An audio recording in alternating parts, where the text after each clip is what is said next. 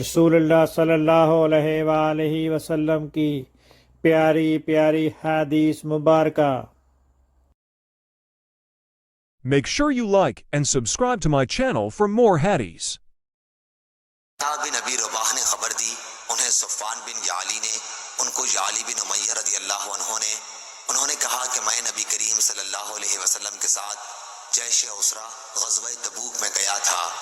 یہ میرے نزدیک میرا سب سے زیادہ قابل اعتماد نیک عمل تھا۔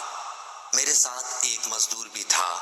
وہ ایک شخص سے جھگڑا اور ان میں سے ایک نے دوسرے مقابل والے کی انگلی چبا ڈالی۔ دوسرے نے جو اپنا ہاتھ زور سے کھینچا تو اس کے آگے کے دانت بھی ساتھ ہی کھینچے چلے آئے اور گر گئے۔ اس پر وہ شخص اپنا مقدمہ لے کر نبی کریم صلی اللہ علیہ وسلم کی خدمت میں پہنچا۔ حضرت صلی اللہ علیہ وسلم نے اس کے دانت ٹوٹنے کا کوئی قصاص نہیں دلوایا، بلکہ فرمایا کہ کیا وہ اپنی انگلی تمہارے منہ میں چبانے کے لیے چھوڑ دیتا؟ راوی نے کہا کہ میں خیال کرتا ہوں کہ آپ صلی اللہ علیہ وسلم نے یوں بھی فرمایا جس طرح اونٹ چبا لیا کرتا ہے۔ صحیح بخاری حدیث نمبر 2265۔